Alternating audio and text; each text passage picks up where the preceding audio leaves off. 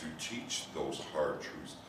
But I think due to sheer laziness and you say, well, people aren't going to be able to digest that, so let me just preach just the humanity of Jesus. Or let me just preach just the deity of Jesus. There's an underlying thing here that is like stands out. It's like it's what he's saying. He's warning you, be on your guard. Because we do get complacent. We think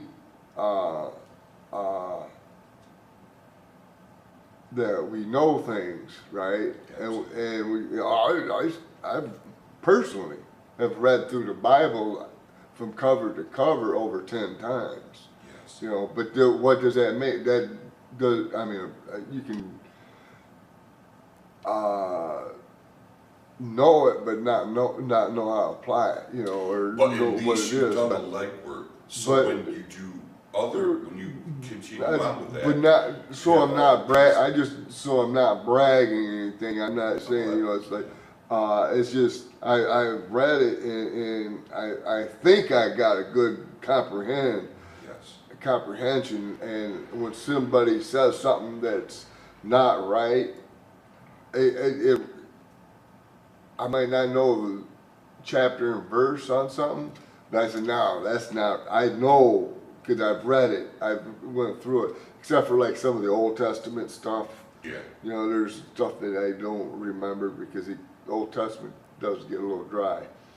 But and I kind of skim that when I'm reading it, but I know it, but I can be tricked. Is what the point I'm getting to. And it's telling us we need to be on guard. Absolutely. We all, because once that pride kicks in, well, I can't be tricked. That's the trick, right? You already been tricked. You just fell for it. You know, exactly. And if they were walking and talking with the manifest Jesus Christ, and they were susceptible to that, how much more so we? So, false teachers, whether by pride or some type of self-motivation or by laziness, ignorance, even people who are just like, well, I don't know about how to teach this other way, and I'm afraid to say I don't know to something. I'm just going to preach this other way or teach this other way. That's still a false teacher. Preach what you know. Yeah. And if you don't know something, I don't know. I had to look into it. Yeah. But if you become a Christian and you've done and you believe, you heard, you believe, unless you've had a head injury or something afterwards, you should have the basic plan. Sure.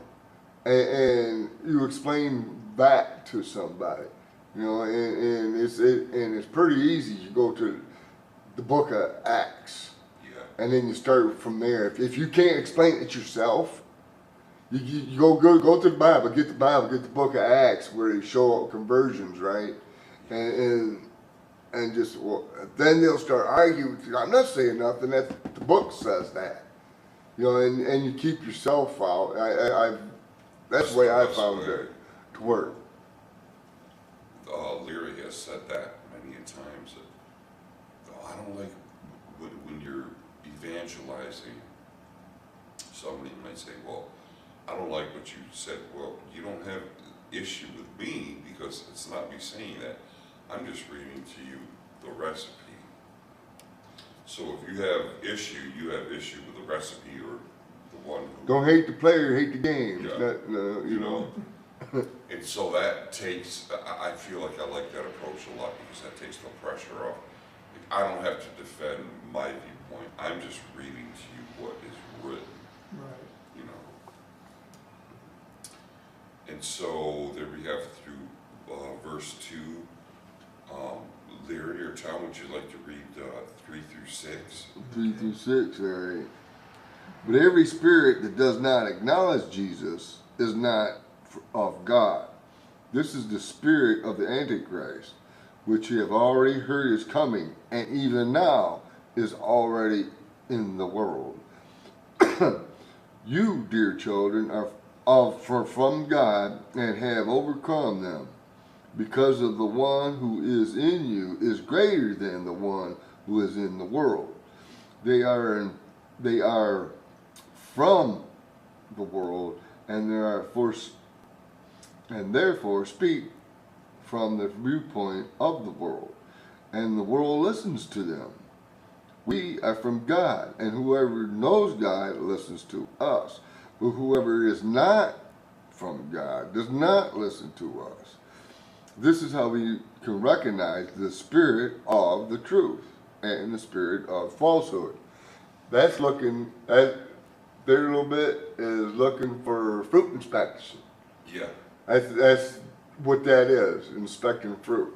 I mean, it's not to judge people, but you know, you look at the tree and it's got apples on it, you know it's an apple tree. You look at the tree and it's got thorns on it, then you know it's a thorn tree. And that's just logic, simple logic. And I always like to be able to fall back on when somebody's like, well, you're passing judgment. We are called to exercise good judgment, stopping short of exercising or passing eternal judgment. Condemnation. But that doesn't let us off the hook. We're here to exercise good judgment. And just like you said, You got to raise I'm the not going to flag. point at a thorn bush and say, this is a peach tree. That's stupid. You got to raise the flag. Is what you know. We're commanded to make the warning. Yes. And leave it at that. You know, the spirit. You know, and say, hey, if you see a brother, I don't know what he's doing. If he's gambling his life away and is destroying his family, that's the bad thing about the gambler, because he's destroying his family. Yeah. You know, and the people who he's supposed to protect, he's destroying them. That, you know, on a gambler. I'm just picking that out of the hat. It's just any sin.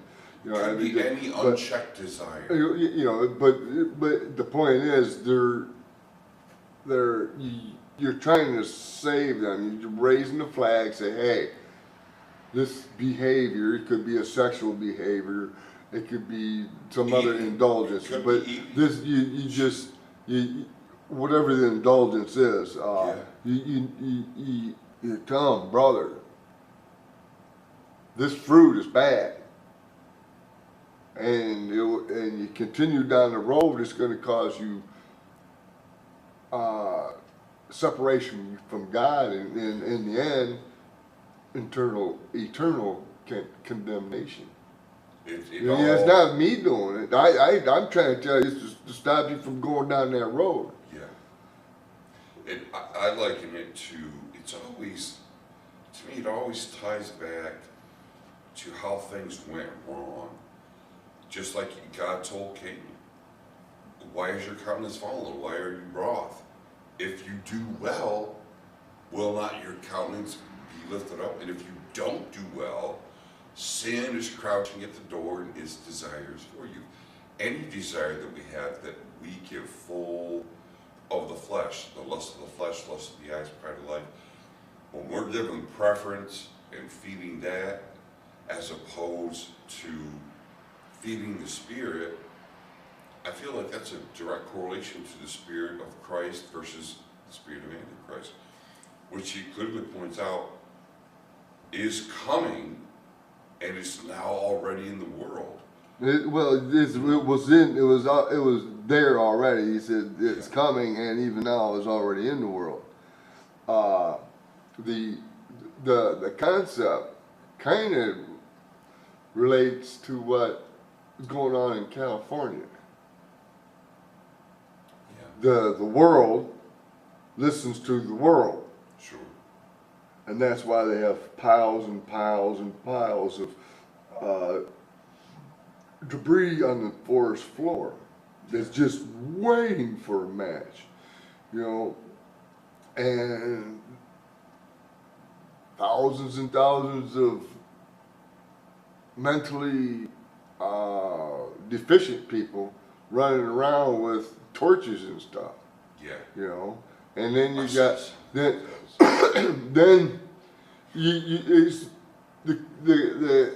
it compiles the sin compiles. No, not taking care of the reservoirs. People stealing fire hydrants. That's why they missing a lot of the fire hydrants is because the crooks, little gangbangers, they run their car into the fire hydrant, break it off, and then they sell the brass parts. Yeah. At the junkyard, right? Yeah. And all that keeps coming because they're of the world. They're not, I feel sorry for a lot of them people that just like, I'm stuck here, and maybe the fire is going to help them move. Say, okay, it's time to move on, and let, because the natural laws, that were a part of what's in the Bible, natural laws of gravity, laws of physics, right, are God's laws. Sure. And if you disobey them laws, you have severe consequences. Immediate. You have severe consequences of them laws. Yeah. And it's the same way we hear in God. You disobey God, there's consequences, and there's ways, and there's markers. It's not like you're just blind. Well, how can I test this spirit? Does it recognize Jesus as Christ? Does this person recognize Jesus as Christ? Or does it We not? saved a seat for you. Thank you. Please, sit anywhere.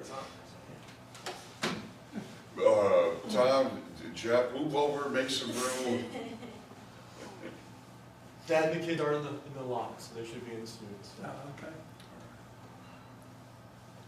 So we'll stop there. We made it through verse 3. The marker 3 or 4. I think. Let's do 4 so that we can remind ourselves that we can pick up. I'll just make a little. I'll write 4 down, 4.